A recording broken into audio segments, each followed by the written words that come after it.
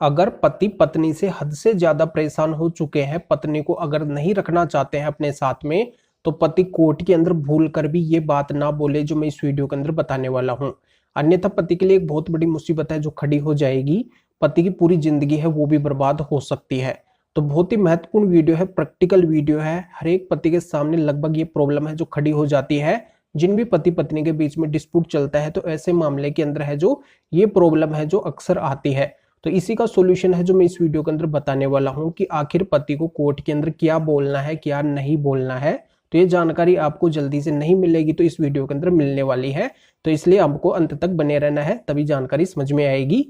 तो नमस्कार दोस्तों, मैं हूं एडवोकेट जितेंद्र। आप अपने इस चैनल को सब्सक्राइब नहीं किए हैं तो सब्सक्राइब करके बेल आइकन को अवश्य दबा दीजिए। तो चलिए शुरू करते हैं। तो दोस्तों, अक्सर पतियों को ये एडवाइस दी जाती है, बहुत से मामलों के अंदर ऐसे बहुत से पतियों के मेरे पास में सवाल आते हैं कि सर हमें कहीं से एडवाइस मिली है कि यहाँ पे हमारी पत्नी की गलती है, तो भी हमें कोर्ट के अंदर यही बोलना है कि हम पत्नी को रखना चाहते हैं। हर एक मामले के अंदर हमें यह जो यही बोलना है। तो क्या ये सही है? क्या इससे हमें कोई सोल्यूशन मिलेगा? क्या इससे हमें कोई समाधान मिलेगा? क्या इससे हमारा कोई फायदा होगा? तो यहाँ पे मैं क्लियर कर देता हूँ कि ऐसा बोलने से बिल्कुल भी फायदा नहीं होगा। अगर आपका मन है ही नहीं उस पत्नी को रखने का, और यहाँ पे अगर आप जबरदस्ती हर एक मामले के अंदर बोलने वाले हैं कि मुझे पत्नी को रखना है, तो ये आपके लिए एक आफत भी खड़ी हो सकती है, यानी कि आपके लिए एक प्रॉब्लम भी क्रिएट हो सकती है। जैसे कि आप नहीं रखना चाह रहे हैं और आप अगर किसी मामले के अंदर बोल देते हैं और कोर्ट वहां पे ऐसे बोलती है कि ठीक है तो आप पत्नी को रख लीजिए, और वहां पे अगर पत्नी भी है जो रहने के लिए तैयार हो जाती है, तो बस फिर आपको रखना ही पड़ेगा। अब चाहकर भी है जो फिर वहां पे मना नहीं कर सकते हैं।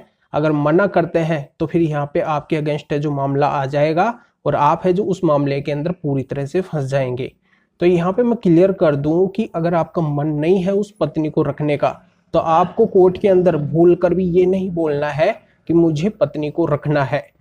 आपको वैसी सिचुएशन के अंदर ही कोर्ट के अंदर बोलना है कि अगर आपका रखने का मन हो, उस पत्नी को अगर आप रखना चाहते हैं, उस पत्नी की अगर ज्यादा गलतियां नहीं है, उसके अंदर सुधार होने की है जो पॉसिबिलिटी है, आगे जाके वो सुधार करने वाली है, आपको लगता है कि वो सुधर जाएगी, अच्छे से अपने घर को संभाल लेगी, मेरे साथ में अच्छे से रहेगी, ये आपका सोचना है, तो बिल्कुल आप उस पत्नी को मौका दे सकते हैं, उसको आप रख सकते हैं। तो इस सिचुएशन के अंदर तो आप रखने की बात बोल सकते हैं।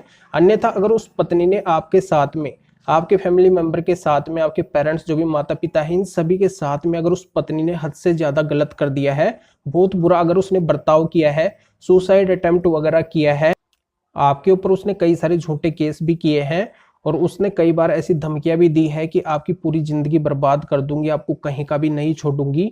तो यहाँ पे पत्नी ने अगर इस तरीके का बहुत बुरा अगर गलत बर्ताव आपके साथ में किया है, आपके साथ में रहते हुए, आपके पेरेंट्स के साथ में रहते हुए, तो यहाँ पे पत्नी को अगर रखने का आपका पूरा पूरा इरादा है ही नहीं, आप उसको रखना ही नहीं चाहते हैं, तो आप कभी भी किसी के एडवाइज में आके या फिर दबाव के अंदर आके बिल्कुल भी आपको नहीं बोलना है कि मैं पत्नी को रखना चाहता हूँ।